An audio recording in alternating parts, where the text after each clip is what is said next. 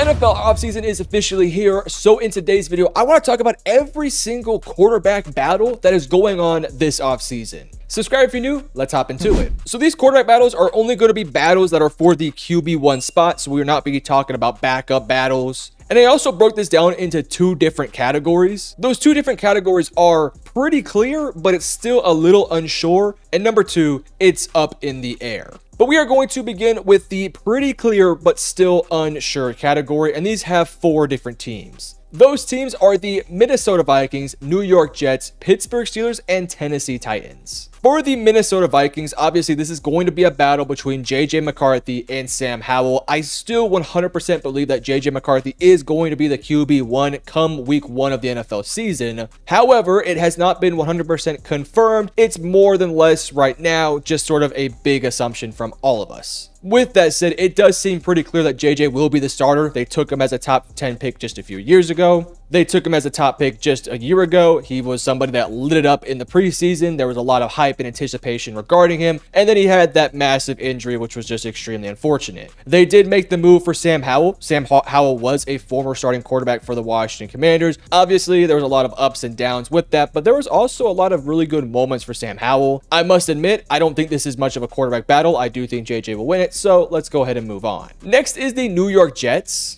Similar to the Vikings, we have this younger quarterback in Justin Fields that we all assume is going to be the quarterback one, but we do have to at least give some honorable mention to Tyrod Taylor, who has been a veteran in the league for quite some time. We all know how good of a backup quarterback he is, and with Justin Fields never truly being the guy that he was drafted to be and him just being a little bit inconsistent, I could see a world where Tyrod Taylor does push for that starting job. With that all said though, they did pay Justin Fields a large amount of money to probably be their starting quarterback. This is a Jets team that's probably not competing for a championship. They're more than less just trying to look for a future starting quarterback on the roster with high upside and an actual chance to be a legit starter for them. And I think if you're looking for that high upside guy, that dude who can be your long-term starter, Justin Fields is clearly the better option. But I also, again, don't want to completely discount Tyrod Taylor. He has been an awesome backup quarterback in the NFL. There were certain points last year where a lot of Jets fans and just a lot of people in general thought Tyrod Taylor probably should have been starting over Aaron Rodgers. And that's, of course, Aaron freaking Rodgers, a future Hall of Famer. So in this hypothetical scenario here, I don't know 100% if it has been confirmed that Fields has been the starter, but even if he has been confirmed for that QB1 role, I still think Tyrod Taylor and Justin Fields will be in a quarterback battle. But again, kind of like JJ McCarthy, I'm probably going to go ahead and just lean towards Justin Fields to ultimately secure the QB1 spot. Next, as I mentioned, is the Pittsburgh Steelers. Now, this one is very interesting because we don't know what their quarterback room is actually going to look like, hell, like tomorrow. We don't even know what the quarterback room is going to look like any day now because we just fully expect that at some point Aaron Rodgers will be the starting quarterback. Now, I just made a full-on video regarding the Pittsburgh Steelers, so if you are interested in that video, I'll have it pinned up at the very end. There'll also be a link in the description below. But in that video, I do make the assumption that Aaron Rodgers will be the starting quarterback. But for the sake of this video, I'm going to assume that Aaron Rodgers does not become the starting quarterback. As we sit here today, right now the quarterbacks are Mason Rudolph, Will Howard, and Skylar Thompson. I think there's a strong chance that either one of these quarterbacks gets the starting job. I clearly think Skylar Thompson has the least best chance of getting there. But between Will Howard and Mason Rudolph, it's actually a very interesting conversation. For starters, Mason Rudolph already has a lot of experience with Mike Tomlin, with the Pittsburgh Steelers. Not really any success underneath him, but definitely not like terrible play. Mason Rudolph has been a solid backup quarterback. He's looked fine when he's gotten moments to start. Again, he's nothing special. He's not a future franchise quarterback. He's a solid backup quarterback. But for the sake of the Pittsburgh Steelers, who don't really have that security blanket right now, they might go ahead and just lean towards the veteran in Mason Rudolph, who's been there, done that, and can lead this somewhat talented team to potentially a playoff spot. But if the Pittsburgh Steelers decide that Will Howard is outperforming him in training camp, and also if Pittsburgh wants to go for a younger, less proven quarterback with a higher upside than Mason Rudolph, maybe they lean towards Will Howard. Now, one of the reasons why I don't think Will Howard will get the job is because he was a super late round draft pick. If they had drafted Will Howard, let's say in the 3rd or 4th round, I might feel more confident that Will might actually get a legit shot at this thing. But given the fact that he was drafted so late in the draft, behind guys like Shedeur Sanders, who was taken in the 5th round, it does kind of tell me that they want Will to be like their long-term, solid as hell backup quarterback. Now, again, I have to throw the caveat that Aaron Rodgers does kind of put a pin in all this. If Rodgers actually does come back, then clearly Rodgers will be the starting quarterback. But if we assume that Rodgers does not come back, I lean towards Mason Rudolph to get the job, but I would not be surprised if Will Howard outperforms Mason Rudolph to win that QB1 role. And the last team in this category is the Tennessee Titans. I think it's pretty clear and obvious that Cam Ward will be the starting quarterback. However, it has not been 100% confirmed that Cam is a starter. We've also heard that Tennessee is going to 50-50 Will Levis and Cam Ward snaps. So we have to at least acknowledge that there is some level of a quarterback battle going on here. But I don't think you draft Cam Ward #1 overall just to stick him on the bench. Now, there is a world where Will Levis maybe outperforms Cam Ward in training camp because he's been in the system now for 2 years, he's been in the NFL longer, and maybe the Titans feel like they need to develop Cam Ward and let him sit on the bench for a couple weeks in the season and let Will Levis get the starting job. I do not personally see this happening. I just kind of want to throw this idea out to you guys that there is a chance that Tennessee decides we want to let Cam Ward softly enter into the league and ease him into things rather than just throw him out into the fire like they kind of did with Will Levis last year. So if that is the case, I could see a world where Will Levis does get the starting job, Cam Ward sits for a couple weeks, and then at some point during the season, he does take over the starting job. But in all reality, I really do believe that Cam Ward will be named QB1 for week 1. I would be stunned if Will Levis does get the start in week 1. But it's not like it's unlikely. It definitely could happen. But now I want to move on to the more interesting quarterback battles. And again, these are the up in the air category type quarterback battles. The teams in this category are the Indianapolis Colts, the New York Giants, the New Orleans Saints, and the Cleveland Browns. Some of these are a little bit more clear than others, but there's still a lot of question marks for all these teams. Let's begin with the Indianapolis Colts. I personally believe that Anthony Richardson today would be their starting quarterback, but you bring in a former, I guess, long-term starting quarterback for the New York Giants in Daniel Jones, who, by the way, I actually really do believe is a good fit within Shane Steichen's system, and I think he actually might find more success in Indianapolis more so than with the New York Giants. But at the same time, Anthony has been in the system now for a handful of years. He just hasn't really gotten too many opportunities. And when we talk about Anthony Richardson, we talk about somebody that is developing. He is not a finished product. He's a project quarterback. That's what he was drafted to be. And for me, I would find it to be a little bizarre if Indianapolis were to bench Anthony Richardson in favor of Daniel Jones when clearly Anthony needs more game reps. He needs more time in games because so far through 2 years, he's only played like 15 games. And in some of those games, he's had to leave early because of injuries. So I don't think it's really fair to Anthony to only give him this super short sample size in which he has shown some glimpses of being an awesome quarterback, but also he's also on the contrary shown a lot of bad plays too. I just personally think it would be unfair to bench him for week 1. Like, I personally believe that Anthony is super talented and deserves this quarterback 1 job because he deserves to get actual time on the field and development with these other young players. However, if the Indianapolis Colts are in a situation where they say, you know what, we've tried Anthony for the past 2 years, he can't stay healthy, he's not a leader in the locker room, and we just don't think he's that much more talented, then maybe they might lean on Daniel Jones to be that veteran in this offense to get this team going in the right direction. Indianapolis is also a team that probably wants to try to contend for playoff spots at this point, especially within a division that's kind of wide open right now. Although Houston clearly has the upper hand, it's still fairly open. So if Indianapolis wants to make that playoff push and they believe that Anthony is not the guy for it, especially if Daniel Jones does outplay him in the offseason programs, then I could see a world where Daniel Jones ends up actually taking over for Anthony and Anthony sits on the bench. This could be good for Anthony because it could allow him more time to get healthy, more time to get stronger and physically better, while also getting some mental reps on the sideline. I just personally believe that Anthony doesn't need the mental reps. He needs to go out there and actually put it on the field. So for myself, I do predict Anthony to win the quarterback 1 job, but I would not be surprised one bit if Daniel Jones gets the starting job here. Next is the New York Giants. I do think this one is a little bit more clear than the other teams in this list because I do think Russell Wilson will be the starting quarterback on this team.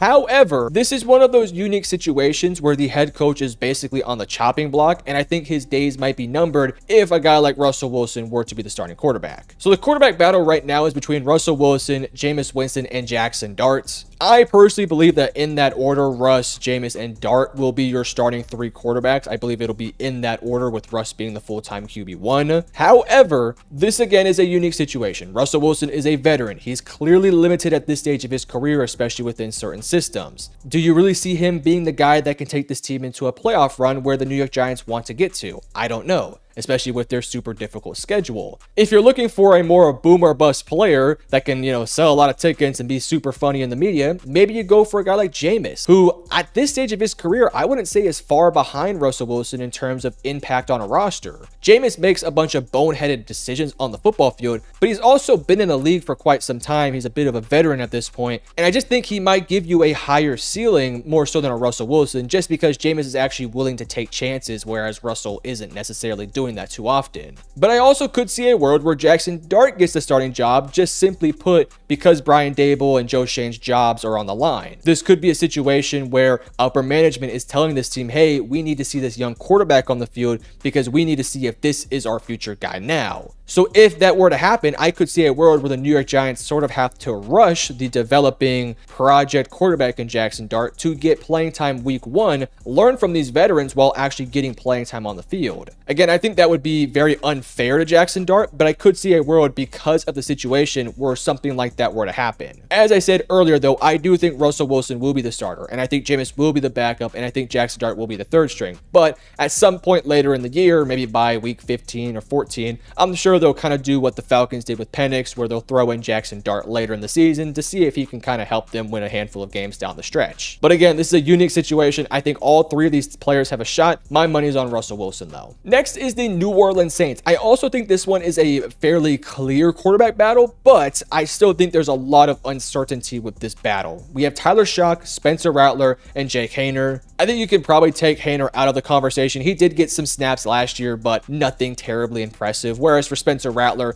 he got a lot more playing time, and I would say he showed more within those snaps more so than Haener. So this battle for me really comes down to your second round rookie in Tyler Shock and your second year player in Spencer Rattler. Now, Kellen Moore specifically chose Tyler Shock, a player who, by the way, a lot of us did not see being a top tier quarterback, but regardless of that, he still went in the second round. I do think Shock is a good fit within Kellen Moore's system. He is a little bit injury prone with several leg injuries that are big time concerns. However, he's a little bit of an older prospect. He doesn't really need to sit on the bench and develop. He's somebody that can step in day one and be your quarterback early on. And because I think he's a fine fit within the Kellen Moore system, I could see a world where he goes out there in training camp, plays just as good, if not better than Rattler, and just outright wins the job because he's a little bit of an older prospect who they have a bit more of an invested interest in. Whereas for Spencer, they took a late round draft pick on him. He didn't really cost them too much. Yes, he showed some glimpses of being good, but nothing that overly showcased his talent and made you feel terribly confident in him. So if they feel more comfortable with Tyler Shock, who they have invested more in, I think Shock will likely win the job. However, if Shock does have a weird or just not a very good offseason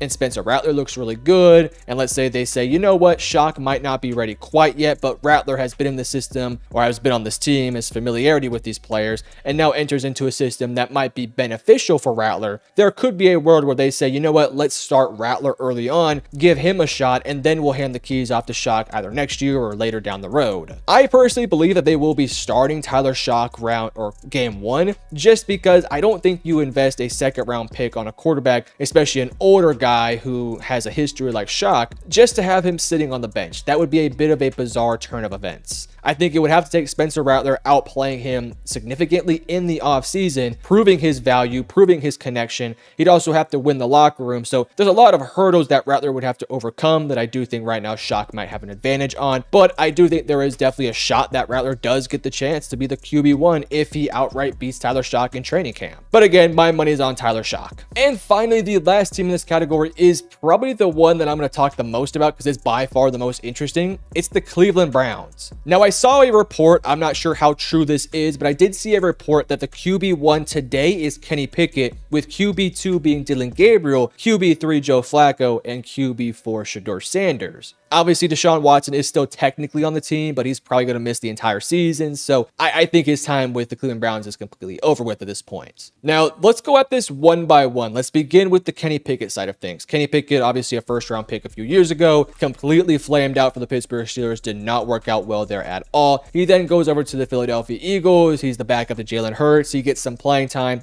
Looks okay in certain games, but definitely does not look fantastic or anything like that. But he obviously got traded to the Browns. The Browns did trade a draft pick for him. Clearly, the role that they thought he was going to have was to either be their starter or backup quarterback for a year or two, and that could be what they ultimately decide to go with. He is, of the 4 quarterbacks listed, the guy with the second most experience, seeing different schemes, playing against certain defenses, making mistakes. Like, he's been there, done that. So there could be a world where they say, you know what, Dylan, Shador, or Flacco don't overly impress or don't overly play better than Kenny Pickett. So they might lean towards Pickett to be the guy because they feel the most comfortable with him because he's a veteran, he's been there, done that, has already developed fully. So they might lean on him for the first handful weeks. Then there's Dylan Gabriel, who they did spend a 3rd round pick on, albeit I don't know why, but they did. They clearly saw something in Dylan Gabriel that made them want to draft him. Now, I personally believe they drafted Dylan Gabriel to be the backup quarterback. I don't think they had any intentions of taking Shador later down the board and creating this quarterback conversation. I personally believe they just took Dylan Gabriel because they viewed him as the second string quarterback of the future. So, because of that, I do kind of tend to think that he has a very unlikely chance of making it as the QB1, but if Dylan outright outperforms Pickett and Shador and Flacco,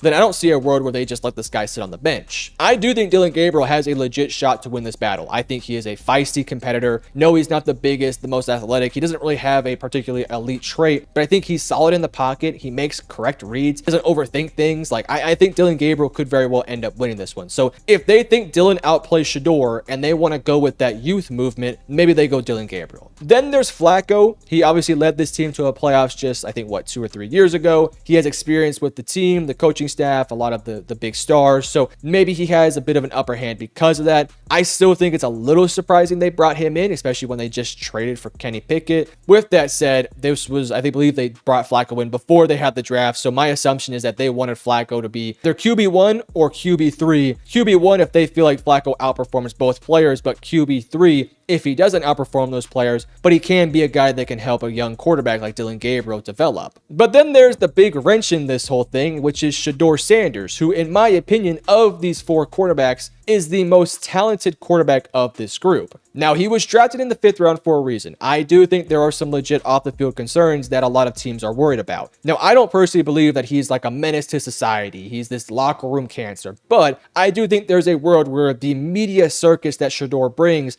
is just not worth bringing in, hence why he fell to the 5th round. As mentioned earlier, I do not believe this Browns team had any intention of taking Shador. I believe 100% their intention was to have a quarterback room of Kenny Pickett, Joe Flacco, and Dylan Gabriel. I think once it got to round 5, either ownership or, I don't know, somebody within that team said, you know what, we can't let this super talented quarterback fall all the way to the 5th round. Now, I personally had a day 2 grade on Shador Sanders, but if he went late round 1, middle of round 1, I would have had no issue with it. I think he's ultra talented with a lot of good pros to his game, very accurate. I know a lot of people worry about his slower release, but I'm not too worried about it. I don't think it's that bad. I think it's completely overblown. I think his pocket presence is better than what people might think. It's just that the offensive line for Colorado was pathetic. Shador he's well-timed. He's accurate as hell. He can make tight window throws. He has a fine deep ball. He has better arm accuracy, just a better arm in general than Dylan Gabriel. The only issue for Shador Sanders to me is I think he's clearly the 4th man of these 4 quarterbacks. Like, I think he has to outright simply outperform by a significant margin every single quarterback on this list, because I don't think Shador Sanders has any sort of long-term